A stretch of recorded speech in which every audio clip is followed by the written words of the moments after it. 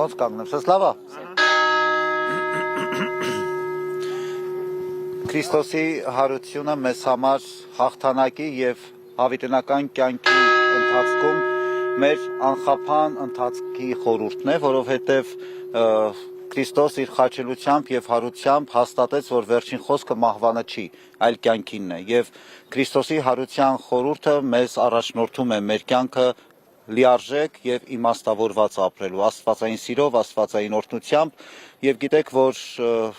հարությամբ նաեւ հայտարարվեց, որ Քրիստոս հայտարարեց, որ ինքը հաղթեց աշխարհին եւ նաեւ Քրիստոս իր հարությամբ հաղթեց մահվանը։ Նշանակում է, որ այս հաղթանակը բոլորինս է եւ այստեղ չկան պարտվողներ։ Աշխարհում սա միակ հաղթանակն է, Քրիստոսի հարությունը, մահվան նկատմամբ, չարի նկատմամբ, միակ հաղթանակն է, որը միաժամանակ ուրախություն, մխիթարություն է պարգևում բոլորին, եւ այստեղ պարտվողներ չկան։ Ու այս իմաստով Քրիստոսի հարության խորհրդի լույսի ներքո յուրաքանչյուրս կոչված ենք մեր կյանքը ապրելու իբրև հաղթողներ, հոգեվոր պատերազմում եւ իբրև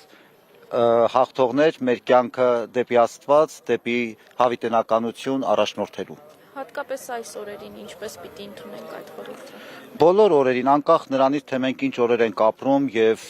ինչ փորձությունների ու դժվարությունների միջով ենք ապրում,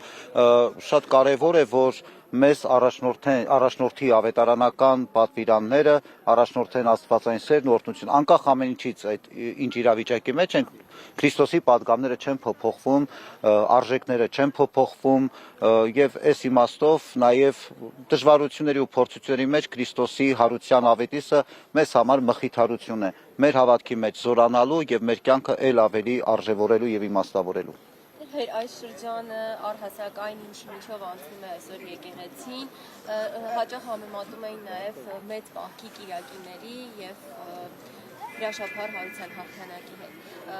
Հաղթանակը նաև այս պարագայում է գալու։ Եթե խոսքը հոգևոր հաղթանակի մասին է, քրիստոնեությունը միշտ էլ այդ հաղթական կրոնն է եւ